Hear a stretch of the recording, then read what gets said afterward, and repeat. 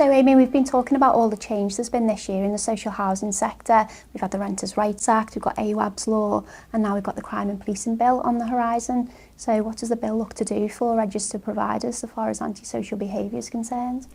So Joe, the current government in their general election manifesto promised to crack down on antisocial behaviour, and the way that they were intending to do this was through the implementation of the Crime and Policing Bill. So my key takeaway points for registered providers of social housing that it's going to look to introduce respect orders, which are very similar to injunction orders that we've got in place.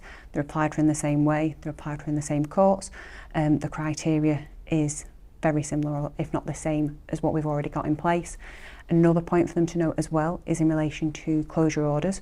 Currently it's only local authorities or the police who can apply for closure orders.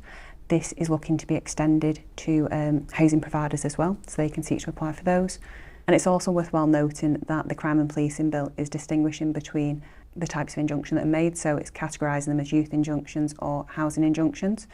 So youth injunctions are for persons aged 10 to 17, housing injunctions are going to be for persons aged 18 plus, and it's also changing the criteria in respect of applying for housing injunctions. At the moment there's reference to antisocial behaviour, whereas going forward there's going to be reference to housing related antisocial conduct. So how will breaches of respect orders be dealt with? So breach of respect order, it is a criminal offence. It's going to be dealt with in the criminal courts. It'll be governed by the police and the Crown Prosecution Service, and if someone's found to have breached a respect order, it will result in a criminal record. So what will be the interplay between injunctions and respect orders, do you think? The respect orders are very similar to injunctions that we've got in place at the moment, or they seem to be very similar on the face of it. It may be that going forward respect orders are intended to replace injunction orders, or it may be that with the recategorisation of housing injunctions and respect orders, that respect orders are intended to be used by the police and local authorities, whereas housing injunctions are intended to be reserved to housing providers or used more so by them. But I am just speculating here, so it could be that that's not how it applies in practice. I think it's very much watch this space and see what happens there. So are there any other provisions in the bill that you think landlords should be aware of? There are a couple of key takeaway points that I think are worthwhile raising to their attention. So one of them is the carrying out of risk assessments.